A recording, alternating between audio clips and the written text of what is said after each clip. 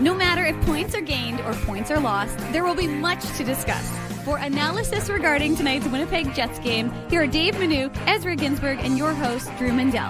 The Illegal Curve Postgame Show, presented by Play Now, the official sports betting partner of the Winnipeg Jets, starts now.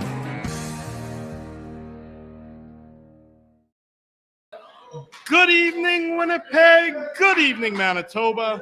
For all those joining us live at Boston Pizza on Taylor Avenue, as well as on all of our social media platforms, we say good evening, universe, and welcome to the Illegal Curve Post-Game Show, along with Dave Manouk and a cast of thousands. Make some noise, everybody! Thank you. I am your host, Drew Mandel. We welcome you to the Illegal Curve Post-Game Show following tonight's Winnipeg Jets Montreal Canadiens contest in La Belle Province. The Winnipeg Jets, they get a loser point. The crowd went wild. Loser point. There you go. The crowd was going wild as the Jets and the Habs went to the shootout. The Jets dropping it in the shootout, but the spirits were high here at Boston Pizza on Taylor Avenue. A great night out for our first of the Illegal Curve Hullabaloos or Hootenannies so far this season, Dave. Nice to see you on this. I think it's a Wednesday night. I'm kind of confused, to be honest. Yeah, you're right. It is a Wednesday night. We appreciate everybody coming out here for the IC watch party, our first one of the season. But the Jets showed some spirit, which they needed to, of course, having lost a number of games in a row. Yes. The losing streak, obviously, it maintains because they haven't won the game. But it was a much better effort. Still some things that they need to work out. But Eric Comry, phenomenal throughout the course of this hockey game. Definitely kept them in it when there were some breakdowns. So that was really good. And like I said, the top line continues to produce. Nobody else does. I was going to say, stop me if you've heard that line before. But this is a team that, again, looked better than the effort they gave against the Buffalo Sabres 2 nights ago. So I think from that perspective, it's better. And the shootout was, they could have won in overtime, as could Montreal. Both teams are in it right now, right? The Jets are, as we've said before, were 4 wins in their last 13. Montreal's 3-6-1 in their last 10.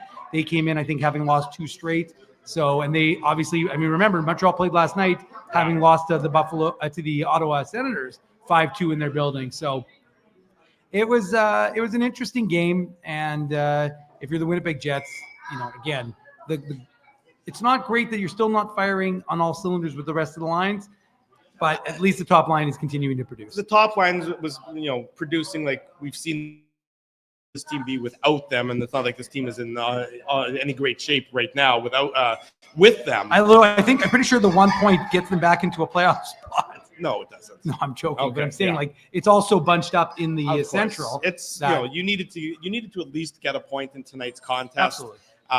They still have problems galore. This is not like you saw anything today that would be a symptom that they're all of a sudden going to return into last year's Winnipeg Jets game. But at the very least, for a lot of people who might be looking to clutch at straws however best they can, at the very least tonight, you saw a better effort than you saw in Buffalo on Monday night. No question. Frankly, it would be difficult to have as bad of an effort, or it'd probably be physically impossible to have a worse effort than you saw on Monday. So, the effort was better. The entertainment value of tonight's game was certainly higher. Are these 2 great hockey teams? They are by no means 2 great hockey teams, but at the very least, it was an entertaining contest.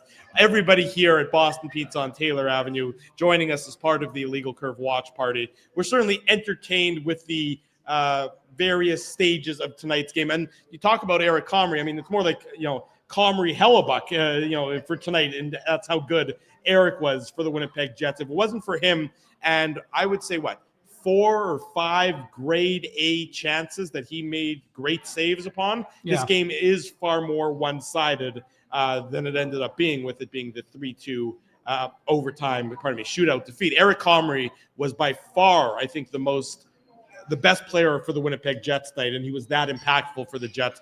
Without his efforts, they don't get the 1 point that they got. No, I don't think there's any question about that. I think if you look at the like you just said, Drew, they were able to clip about 7 saves by the first commercial break. Yeah. I mean, he made a number of unbelievable grade A's. The Logan Stanley miscue where he tried to, be Josh Morrissey and stick handle a little too freely.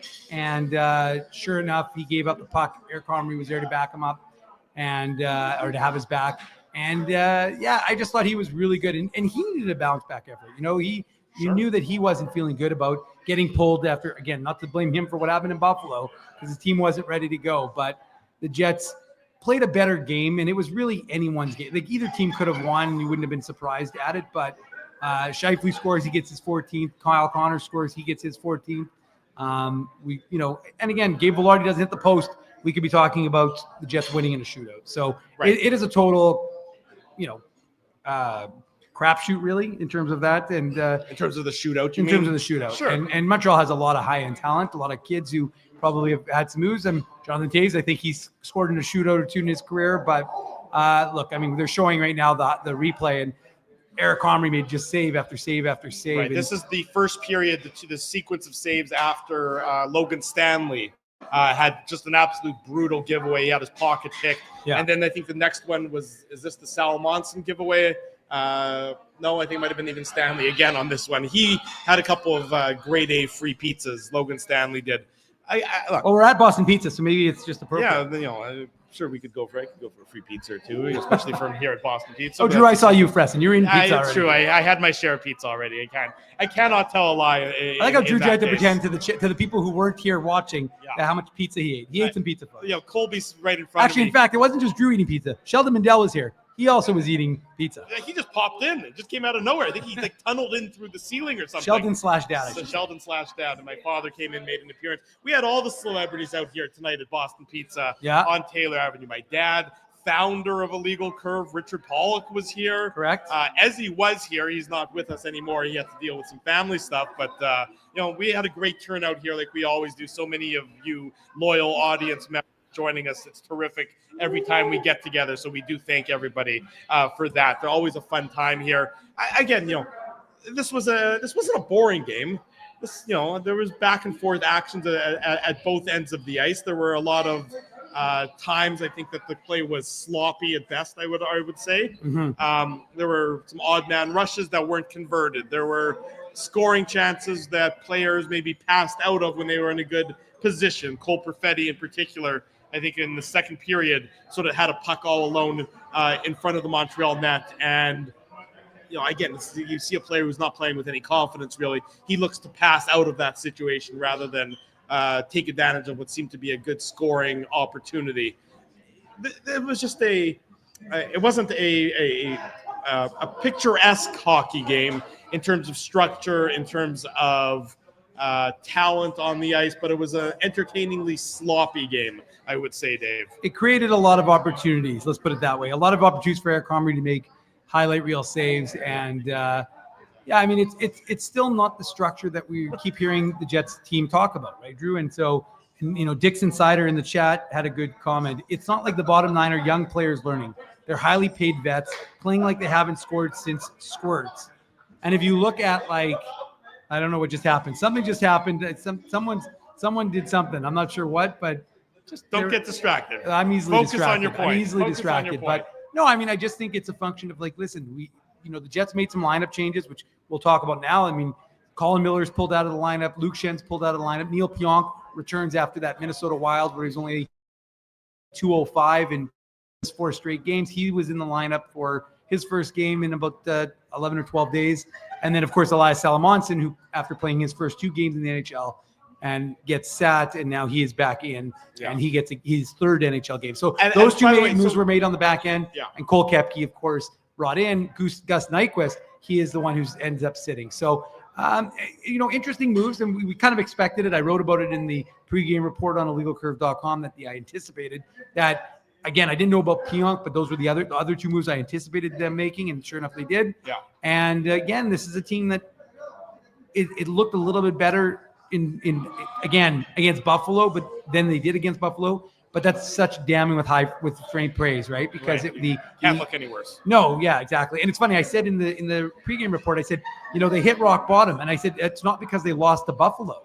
because Buffalo, remember, is coming off, even though they're the worst team in the East in terms of points, Buffalo is actually had just come off beating Minnesota, which is no easy task at home. So the Jets, again, they're in it, and now they're going to come home. They're going to have a chance for some revenge against Buffalo, and then they head to Edmonton for a game against the Oilers, and who knows what you're going to get when you're playing Edmonton. But at least I think it's 5 of your next 6 are on home ice. Yes. After that, Friday home to Edmonton, Friday home to Buffalo. Yeah. Back to back in Edmonton on Saturday, then the 4 straight and 4 straight difficult games. You have Dallas, you have Boston, Washington, and there's another game there I might be missing. Maybe I'm getting my math wrong, but I mean it's not an easy schedule by any stretch of the imagination upcoming. But I'm curious to see them on home ice. I mean, Elias Salomonsson, again, he played in tonight's game. I was an advocate of getting him into the lineup and I thought what you saw from him tonight was exactly what you expected. Defensive miscues, some defensive deficiencies, but at the same time,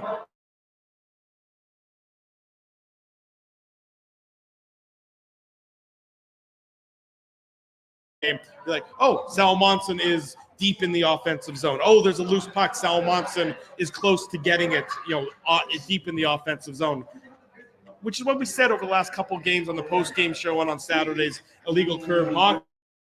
Get that out of here. Get that security.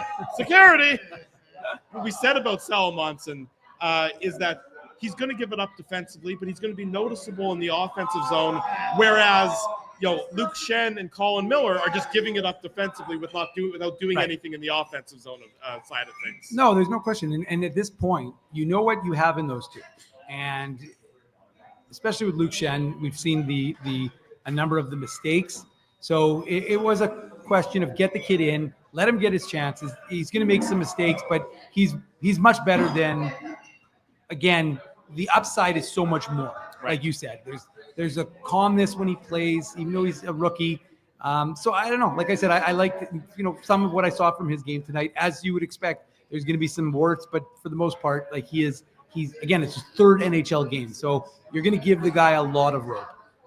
Yeah, you're going to give him a lot of rope. I'm curious to see him on home ice over the next little while. One, I hope he's still in the lineup, and 2, see how he can do when the Jets get last change, when the Jets can maybe shelter him a little bit more than they could while he's on the road, when, of course, the home team. Thanks, Colby. There he goes, Colby Spence, photographer, videographer extraordinaire. Thank you both for coming here to Boston Pizza. And thank you to everybody, of course, who's joining us here at Boston Pizza on Taylor Avenue. Lots going on. Bit of a hectic evening, as it always is when we do these shows live on location. But it's especially when Drew's in charge of doing everything.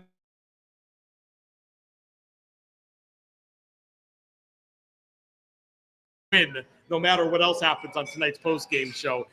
Producer Tim, of course, did his great job walking me through all the various steps. And you can teach an old dog new tricks, is what we're learning when I'm setting up this equipment here tonight. Why don't we get into the Play Now game recap? You think you're ready for that? After I think I'm ready to go. Okay. I mean, we didn't need a long preamble. I mean, we talked about look, let's put it this way. It was a lot more of an exciting game, but there's some things that this team is going to have to work on, and they're not going to be resolved. The other thing I guess we should mention in this preamble, Drew, is that Mike McIntyre of the Winnipeg Free Press did ask Scott Arniel about the health updates, and he was told that Hayden Fleury is seeing the doctor, I think, on Friday. So I anticipate, again, that's the game day, we'll get an update. He did, yeah. But he did play coyly in that regard a little bit. And then, and they also mentioned, speaking of people who are going to be on the ice, Connor Hellebuck. So not to get folks, because it doesn't sound like anything is imminent. Right. In fact, Scott Arniel said he's going to look like a Nashville Predator with the amount of yellow on his jersey, but he is at least expected to get on the ice. And again, didn't exactly say how he was expecting to, whether he was just going to be doing edging work or taking shots. He didn't really get into that, but I anticipate on Friday Friday or Saturday we'll get a little more update on Connor Hellebuck. It's a good step in the right direction as it pertains to Hellebuck and his recovery from the knee surgery. But again, nothing is imminent. It's not like the timeline has been fast forwarded or anything along those lines. I will say, as Dieter Meister is pointing out, 26 giveaways by the Jets in tonight's game. Well, I think they had about 12 of them in the first period. If it wasn't for Eric Comry, and the number of saves that he made. So yes, again, the defensive coverage, the defensive zone awareness was sloppy at the very best. I'm curious, and I don't know that we'll get an answer. I haven't seen the post-game comments just yet, but it certainly looked like at the end of the game, or the last shift in the half of the game, that Dylan DeMello was banged up, Dave. Yeah. So that would be something obviously that would impact the Winnipeg Jets Would have been nice if significantly. Sportsnet gave us a little more insight, although They may have said something. It looks like they did, because he was testing something, although there were some folks, I'm not going to throw the intern under the bus, but the intern may have thought that Dylan DeMello was going on for overtime. He was a little surprised by that, but it was just him testing out his skate now, or his leg. But I will say that he did stay on the ice. He didn't leave for the room, so that's at least a good sign.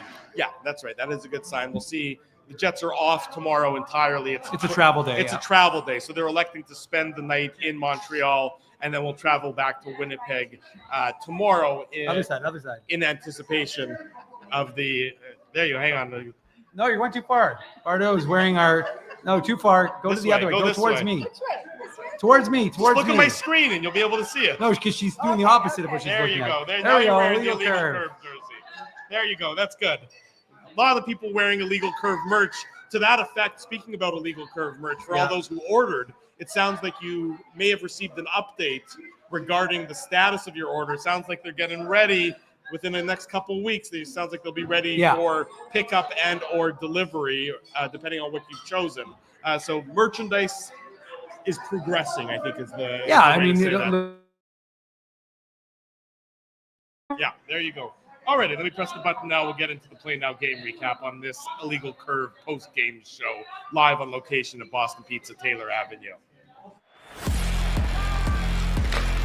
The Play Now game recap.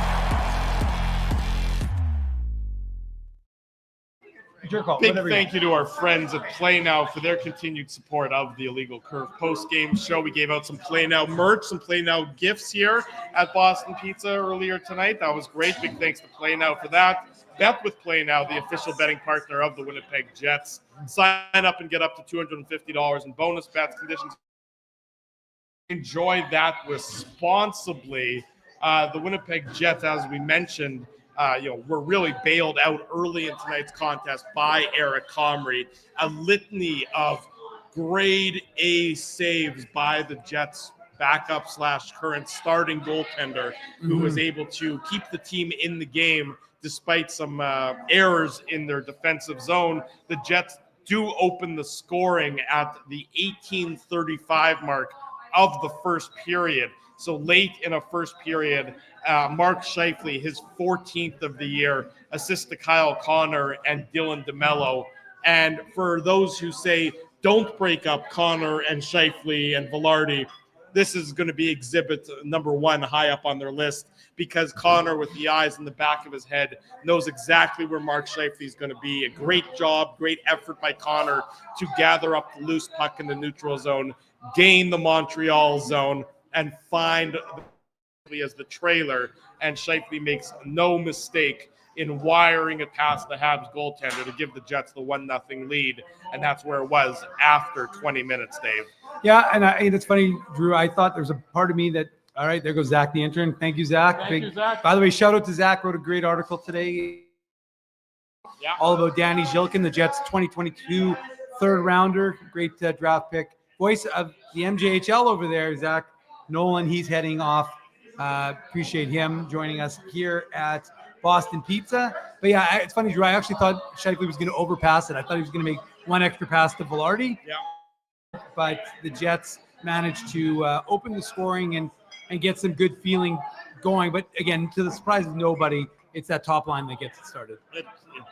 Lather, rinse, and repeat when it comes to the Winnipeg Jets and their top line and their performance as of late. So 1-0 after 20 minutes. It certainly wasn't a boring opening period, that's for sure. Shots on goal, if I recall correctly, 11-11 in that first period. We talked about sort of the sloppiness of tonight's game. 16 high danger chances for the Montreal Canadiens and 14 for the Winnipeg Jets. And really, each team only had one power play. So this was a game that, by and large, was played at 5-on-5, something we don't often see in the NHL. So this was a 5-on-5 game, and both these teams traded chances up and down the ice. Not sure that's a recipe for success long term, but it did make it for a more entertaining contest than some of the Jets' boring games that we've seen as of late. There's nothing worse than being bad and boring, and that's something you could say about the Winnipeg Jets. Not tonight, though. Yeah, and also Montreal's a very exciting young team, Yes. right? They've got a lot of talent. Well, it's not always evident, and there's some fits and spurts watching it, but there was no question that you can see there's a lot of high-end go, as you say, Drew. And so and we saw this on their first goal. Yeah, we did absolutely see it on their first goal. It comes on the power play just before the halfway mark of the second period. It's Slafkovsky, his 9th assist to Cole Caulfield and Nick Suzuki. This is with Pearson. Pearson was in the box. Yeah, sorry. Tanner Pearson is in the box for slashing. The Jets get hemmed into their own zone. Pearson takes a slashing penalty. It was probably a slash, but it was certainly not a slash where Pearson got his money's worth on it or anything along those lines. The Habs do have a strong power play. You were saying 4th best in the NHL. There you go, 4th best in the NHL. And they make no mistake on the power play. It does not take them very long in order to capitalize, about 28 seconds. It's a prototypical power play goal that we've seen from the Jets, many times before, where there's the players on the half wall. In this case, it's Suzuki. He sends it down low to Cole Caulfield. Caulfield is to Slafkovsky in the bumper spot. Adam Lowry is a quarter of a step, half a second. Yeah, too late to get an intercept or get his stick on Slafkovsky's stick. The Habs make no mistake. It's tied up at 1 goal apiece at this point in time. Absolutely no chance for Eric Comrie on this one. Well designed, well executed by the Montreal Canadiens. Again, it's a routine power play setup that every team in the NHL has in their system. Yeah, I mean, let's be realistic. They've got the 4th best power play in the NHL for a reason. And you can see it with, like we talked about just a minute ago, Drew, their levels of talent that they have. So they set up properly. And yeah, if you're going to, as good as the Jets PK has been, and as I said, 6th best PK in the NHL, you can't leave guys open like that. So Lowry, again, like I said, he's just not I'm not pillaring the guy, but he's just not the Adam Lowry we're used to seeing. And I don't say that because I'm surprised, because the reality is he hasn't played in so long, right, Drew? So it's not a shocker that Adam Lowry is still not quite there. But just half a second, from breaking up that chance. And I will give the Jets credit. They broke up a lot of chances. They gave up a lot of chances, but they also still managed to break up a lot and keep some of the shots to the outside tonight. So this is one of those instances where they are unable to do so. And as a result, they now have a tie game. I want to go back in time because I was remiss in not mentioning it, to the first period. The hit that Adam Lowry laid on the Montreal Canadiens player, Alexander Carrier. That came in the first period. It was an absolutely clean hit. Carrier is is a smaller puck-moving defenseman. He got absolutely lambasted behind the Montreal Canadiens net. As clean as a hit as you can possibly deliver. And I want to highlight that one as our Weekland Hockey heads-up hockey play of the game in tonight's contest. Let me get the current comment off the screen. That's okay. It was so clean. Of course, he had to fight afterwards against Jack-Eye for reasons that I'm not really sure of. I don't know why there wasn't an instigator penalty issued as well. It was a clean hit that resulted in a fight, because that's just how the NHL works nowadays. Dumb is a good word for it. But it was such a nice hit. Shout out to Bruce Henderson, whose comment is, Lowry hit that guy like it was NHL 95. There you go. That's a good video game reference there. But it's our heads-up hockey play of the game. Nice, clean body check. This is courtesy of our friends at Wheatland Hockey Club. Prairie proud, hockey strong. Building skills, character, and excellence on and off the ice. For more information about Wheatland Hockey and all their great programming, and there's a ton of it, folks, something for everyone, check them out, wheatlandhockey.ca. Also follow them on social media. They do such great things in the hockey community and in the general Winnipeg community. You should be checking them out, wheatlandhockey.ca. So I went back in time to do that. 1-1 after the Slafkovsky goal. Kyle Connor, less than 2 minutes later, after one of the most extended zone time we've seen from the Winnipeg Jets in a while. In a long while. I mean, it felt like it was a minute and a half. Yeah. And there was the goalmouth scramble, where I think 10 guys were in the blue paint. Yeah, and somehow, and the Montreal guy put it actually on the Jets instead of putting it to his goaltender. And I get why you don't want to put it towards your goal, because you don't want to have that get in the mix. But yeah, you're right, Drew. It's something we talked about. Now we were talking about coming at them in waves, but it was the top line. It was the top line dominating for the entirety of that shift. Which again, I don't think we officially timed it, but it felt like a minute and a half at least, where they had Montreal hemmed in. Yeah. And ended it with. Now the only question I have is that even though I know that Scheifele passed it out to Velarde behind the net, does this broken stick get an assist? Well, the broken stick probably deserved an assist. That's one of the reasons why the Jets were able to maintain the zone time for so long, is one of the Habs players broke a stick. Right. But have you ever seen a goalmouth scramble like that, Dave? No. Where everybody's there, and the referee was in great position. I'll give the official credit. We sometimes critique the officials. He must have been in perfect position to see it and not call a because he whistle. knew exactly where that puck was, and he didn't prematurely blow the whistle. He let the play itself out. But from our perspective, sitting here at Boston Pizza watching the game, all you can see is a massive humanity around the Habs goal. We're like, is it in the net? Where's the puck? Why is the whistle going? What's going on? But the Jets were able to dig it out eventually. Kyle Connor gets it on his stick. The Habs goalie is so deep in his net, he's almost behind the goal line. Yeah. But Connor makes no mistake picking the corner. His 14th of the year. It's 2-1 Winnipeg at that point in time.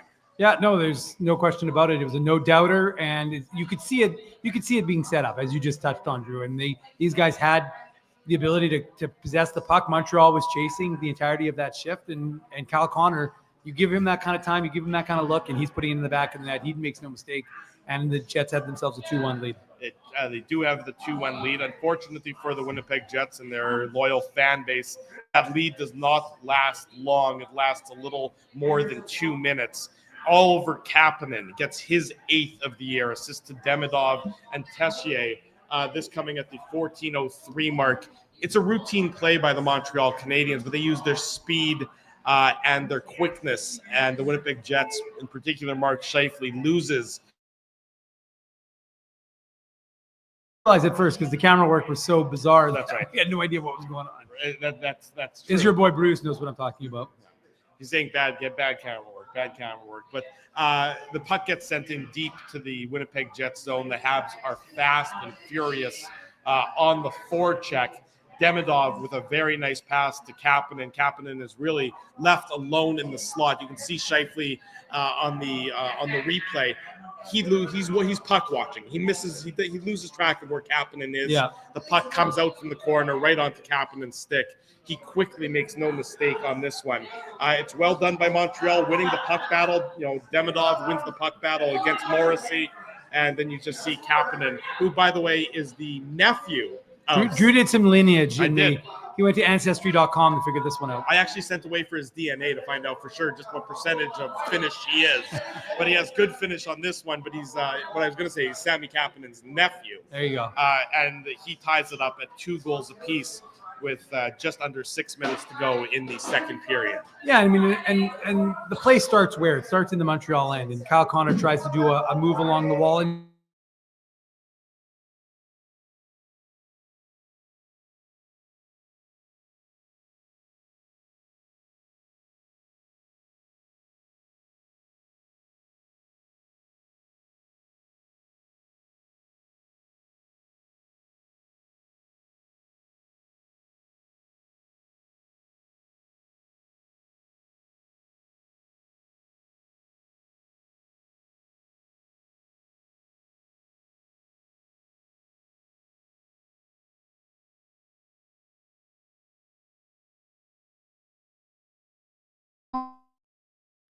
prime example of two teams, especially in the back half of the third period, Dave. Two teams that were not interested in making any mistakes. They both did make errors. Yeah. Let's not say, there were chances. There were chances because Yeah. I think both teams are just sloppy in general and are not the most defensively sound teams in general. But the game does, both teams were quite content to having this go to overtime and then let the chips fall where they may. As long as each team gets that 1 point for finishing regulation tied, which of course they both did until Montreal got overtime. Even the 3-on-3 overtime, which was filled with odd man rushes and sticks breaking Jonathan everywhere. Taves had a good setup to Vlad Nemesnikov in the overtime. I mean, Scott Arneal's smiling. We're watching the post-game his chat right now. Can't hear what he's saying. Can't hear what he's saying, but he's got a smile on his face. Can anybody read lips? If anybody can read the lips of what Scott Arneal's saying, just feed it back to us, and that would be great if you guys don't mind. Oh, Joe from Winnipeg says he's saying, "Come to Boston Pizza." What are you saying, Neil? I can't hear. George. Yeah, I want to sweep with you. There's the game, by the way, Drew. You were wondering. Ottawa was the fourth. Ottawa was the one you left out. Okay, so, and that was the last one. So that's okay. But anyways, look, the key was it's not ideal. You had the 2-1 lead, even if it was short-lived. But the most important thing is to at least walk away with at least a point. I know Montreal's not a great team. Guess what? The Jets aren't a great team right now. Right. And so the fact of the matter is, in this season, you've left behind too many points on the table. Again, 13 wins, 12 losses. They're showing the Lowry hit again on TV. But the fact of the matter is that you just needed to get a point. And so that's exactly what you do. You walk out of there. And again, like I said, you haven't reversed course. But the fact, look, you're like I said, I wasn't wrong. I said they were in a playoff spot. I was wrong. They're 1 point out of a wild card spot. So, 1 point behind Seattle. They've lost 2 in a row. And the Blackhawks, who also lost in either a shootout or overtime. I'm not sure how they lost their last game. But the fact that I think, they lost in a shootout, I think, to Vegas yesterday. But anyways, the point is that this is what we're talking about, the mushy middle.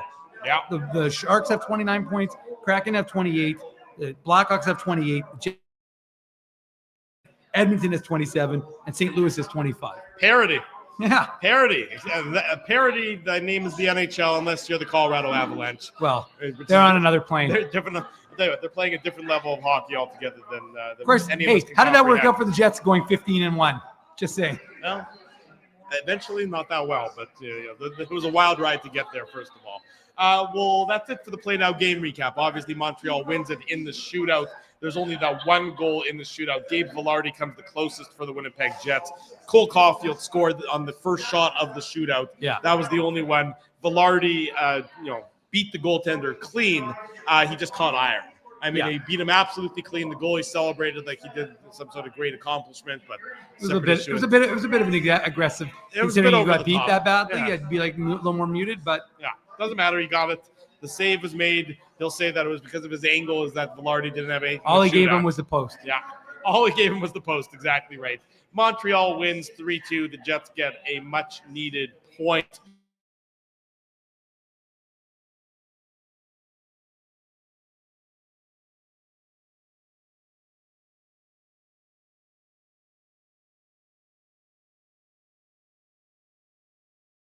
Location edition of the Illegal Curve post-game show. More on the Jets and the Habs, and David will fill us in on what in of the teams from Manitoba were victorious. Dave will give us a little bit of a quick update on that. Drew Mandel, Dave Manouk, everybody make some noise. You're watching, you're listening. This is a live on location edition of the Illegal Curve post-game show. Don't go anywhere. I want to thank you for not betting with Play Now and choosing our illegal gambling site instead. Because we couldn't afford things like this without your money. So much of your money. Now you might have questions like, Do our profits benefit your community? No. Or bet with Play Now, Manitoba's local legal and secure gambling site. Dining, entertainment, parking, and convenience, all in one spot. City Place is located in the heart of downtown Winnipeg, attached to the Canada Life Centre. Whether you're working, living, or out for a night in the downtown, make City Place your go-to destination before or after the fun finds you. Lunchtime, game time, anytime, Visit City Place at 333 St. Mary Avenue, next to Canada Life Center. Boys, I've made an important life decision, and I need your support. Oh boy. I've decided to get a grill. You mean a barbecue grill for cooking? Like, that's not an important life decision, Ezzy. No. A grill for my teeth. A grill for your teeth? Do I even want to know why you're doing this? It's simple, really. Every time I go to Holt Dental, I get treated so very well by Dr. John and his team that I need to keep finding additional reasons to go back. I rely on Holt Dental for all of my dental needs, and they do it all, from regular cleanings to cosmetic dentistry. Plus, they have free parking at their front door, and you know how much I love my convenient parking. For all your dental needs, Illegal Curve recommends Holt Dental, conveniently located on Taylor Avenue near Grant Park Mall. For more information, visit them online at holtdental.ca. Guys, big news. You know how I'm always misplacing my cool stuff? Well, Big Daddy has a new hobby, labeling. Labeling is your new hobby. You got it. Ever since I discovered Label Daddy's washable labels, I just can't stop labeling. I'm labeling water bottles, hockey sticks, cereal boxes, roast chickens, team jerseys. Everything deserves a label. I can think of a label or two for you. Best part is that Label Daddy is the only label company officially licensed by the NHL. So my labels are personalized and can have the Jets logo on them. Just search NHL on the Label Daddy website. For almost 2 decades, Label Daddy has been helping people to not lose their stuff. It's the most affordable insurance policy around.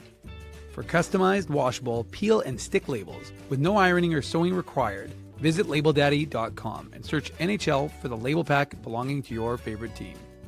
For over 40 years, Rumors Restaurant and Comedy Club has been Winnipeg's home for stand-up comedy. Renowned in the comedy world as a must-play venue, Rumors has recently been named Canada's top comedy club and a top 5 comedy club in North America. From birthday parties to date nights to fundraisers, wedding socials, and everything in between, Rumors is your destination for the best live entertainment Winnipeg has to offer. For information on upcoming shows, Rumors' incredible promotions, and to purchase show tickets, visit rumorscomedyclub.com.